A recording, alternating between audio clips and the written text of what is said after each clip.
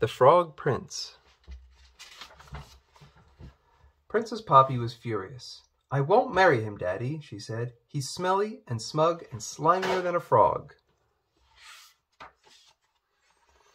"You don't have to marry Prince Humperdinck now, darling," said her mother. "You can wait until you're grown up." "I never want to marry him," said Poppy. "I'd rather eat my toenails." "Poppy," shouted her father, "don't be so rude. You've been pampered by your mother, spoiled by your sisters. It's time you did as I say." "Don't be mean to Poppy, Papa," cried her sisters. "And Humperdinck has such big teeth," wailed Poppy. "It's because I'm the youngest," Poppy went on sadly. "My sisters got all the best princes. I hate being the youngest." "That's enough," said the king. "Prince Humperdinck is coming to dinner tonight, and you must be polite to him. He is your future husband, after all." "I'll find another prince to marry," Poppy declared. You can have until tomorrow morning," said the king. "But you'll never find a prince in that time." "Just you wait," said Poppy. She picked up her golden ball and stomped into the garden. Princess Poppy ran down the path to the palace pond, throwing and catching her ball as she went. There must be another prince somewhere, she thought. Anyone would be better than Humperdinck. Poppy was so cross she didn't see the wobbly stone. She wibbled, "Oh," and wobbled, "Ah," and slipped and fell, face first into the pond. Her beautiful golden ball flew out of her hands. With a loud splash, it disappeared into the deep, dark pond. "I hope it doesn't land on me." "Oh, no," Poppy groaned. "My birthday present from Daddy." "I'm in big trouble now," she thought. Poppy looked down into the pond, hoping to see her ball. Instead, she came face to face with a pair of big, bulging eyes. "Ah!" she cried. "A frog!" The frog cleared his throat. "Princess Poppy," he croaked, "let me help you." "I am at your service." Poppy stared in surprise. "I've never met a talking frog before," she said. "Still, I don't see how you could help me." "I can fetch your ball for you," said the frog. "Oh," said Poppy, "thank you. I suppose you might be useful after all."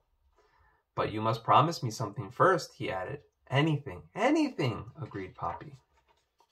"Promise that you'll let me live in your palace. I want to eat from your plate, drink from your glass, and sleep on your silken pillow."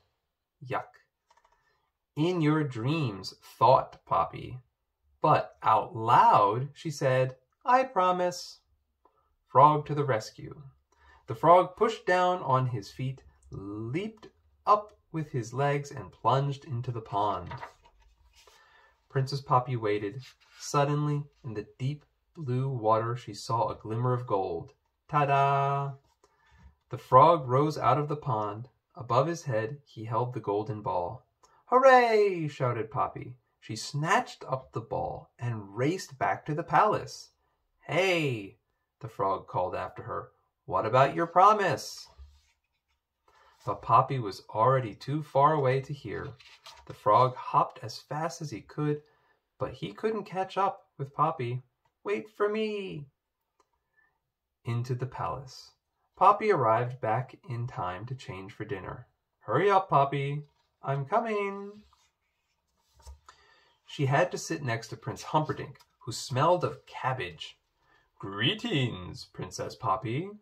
Just then there was a faint tapping sound. "Is that someone at the door?" asked the Queen. Poppy had a sinking feeling. She rushed to the door, opened it, and peered outside. "Hello," said the frog. Poppy slammed the door in his face. "Who was that?" said the king. "No one," Poppy said quickly. "That's funny," said Prince Humperdinck. "I was sure I heard someone." "Shh!" The tapping noise came again. "Poppy, I really do think someone's there," said the Queen. I'll ask the footman to look, said the king. No, Daddy, don't, cried Poppy. It's only a frog. How horrible! He rescued my golden ball from the pond, Poppy added, and I sort of said he could stay with me. Then you must keep your word, bellowed the king. Let the frog in. I'd really rather you didn't. Oh, Daddy, I can't, said Poppy. He's so wet and warty. Poppy, cried her father furiously, let that frog in right now. Poppy dragged her feet to the door, praying that the frog had gone. But as soon as she opened the door, the frog shot inside. He followed Poppy all the way back to her chair. She could hear his wet feet going splat, splat, splat on the floor behind her. Poor you, he's the slimiest frog I've ever seen. I thought I'd never make it. Oh dear, said Prince Humperdinck. Suddenly I'm not very hungry. I think I might be allergic to frogs. Excuse me, said the frog, but Princess Poppy did promise that I could eat from her plate. May I sit at the table too? Certainly not, snapped Poppy crossly. Don't be so rude, said the king. The frog is our guest. I'm starving, said the frog. What's the first course? Cold watercress soup, said the king, smiling at him. Help yourself. This is the life. The frog dived into Poppy's bowl. This is delicious, he cried between mouthfuls. I don't think I'm hungry anymore, said Poppy, as the frog slurped up the last of her soup. I think I'm going to be sick. Right, said the frog cheerfully. What's next? Poppy sighed miserably.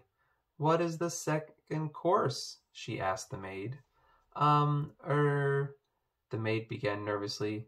Come on, said the king. You must know what's for supper. Well, you see, your highness, the maid went on, cook didn't know about our extra guest. I'm afraid it's frog legs. The frog gulped. I think I might skip this course, he said weakly. Poppy didn't usually like frog legs, but that night she had seconds. You must be full now. Isn't it time for bed, princess? Said the frog. Oh no, cried Poppy. You're not coming anywhere near my bedroom. But you promised, said the frog. You can carry me on a cushion. Poppy looked at her father pleadingly. Come on, dear, said the queen. Don't make Poppy touch that green, slimy... Princesses don't break promises, interrupted the king sternly. Poppy took a deep breath, then stretching out her arm, she picked up the frog by one foot. Her sisters gasped. She touched him, moaned Prince Humperdinck, and fainted.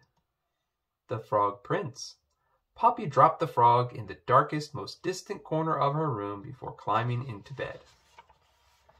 But Princess Poppy, said the frog, you promised I could sleep on your silken pillow. Poppy didn't answer. If you don't let me, the frog threatened, I'll tell your father. I've had enough, snapped Poppy. You're the meanest, ugliest, most horrible frog I've ever met.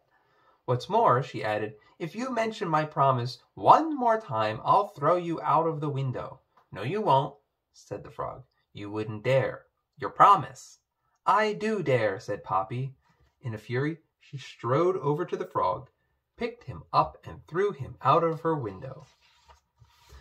There was a long silence, followed by a loud splat. Poppy suddenly realized what she had done. She was horrified. Frog, say something. I hope I haven't killed him, she prayed, and raced down the stairs as fast as her legs could carry her. Outside, the frog was lying sprawled on the palace lawn. Poppy picked him up as gently as she could. Are you all right? She whispered. Yes, croaked the frog, carefully feeling his head. I didn't mean to hurt you, said Poppy. I'm so sorry. And she bent down and kissed him. There was a loud crash of thunder, followed by a shower of sparks. The frog had vanished. In his place stood a handsome young prince. At last, shouted the prince, I'm a human again. No more slimy skin, no more webbed feet, No more flies! One by one, the palace windows flew open and everyone looked out. What's going on? Yelled the king. I'm coming down. What happened to you? Poppy asked the prince. A wicked witch cast an evil spell on me, he said. I could only become human again if a princess kissed me. So it's because of me that you're a prince again? Said Poppy, feeling rather proud. Well, yes, said the prince, but you did throw me out of the window first. Still, said Poppy, there aren't many princesses who would kiss a frog. That's true. How can I make it up to you? Well, you could marry me. Excuse me, said Prince Humperdinck, but Poppy is going to marry me. No, I'm not, said Poppy. It hasn't been arranged yet, and Daddy, you did say I could find my own prince. That's true, said the king, with a sigh. In that case, said the prince, getting down on one knee, if you promise not to throw me out of the window again. I promise. Princess Poppy, will you marry me? I will, said Poppy. And she did. The end.